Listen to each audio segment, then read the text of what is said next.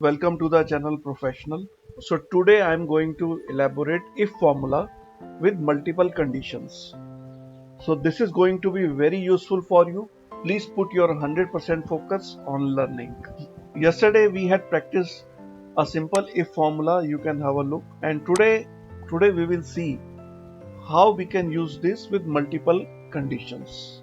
So here we have given student's name from A to K, A, B, C, D, E, F, G, H, I, J, K, and in second column we have given marks 35, 50, 78, 92, 34, 69, 21, 37, 65, 67, 42. So yesterday you can see my previous video if you have not seen yet, because you will be able to understand the current formula which I am going to tell you if you have understood the previous video.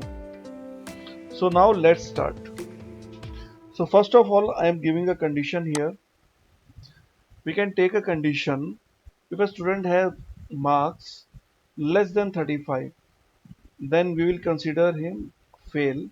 If more than 35 and less than 60, between 35 to 60, we will consider pass, and if more than 60, then we will consider as first. Let's make it in the sequence. So I hope you have understood the condition now. So let's put the formula. So formula will be, again we will start with equal to, then we will put if. So we will start with if. So to put any formula, as you know, first we will have to put is equal to. Is equal to if bracket start. So reference is this: if student has achieved marks less than 35, then he will be considered as fail. Inverted commas closed, comma. Second is, if student has achieved, again reference same, marks more than 60, comma, inverted comma start, then first, otherwise pass. Inverted comma start, pass, inverted comma close, bracket close, and one more bracket close.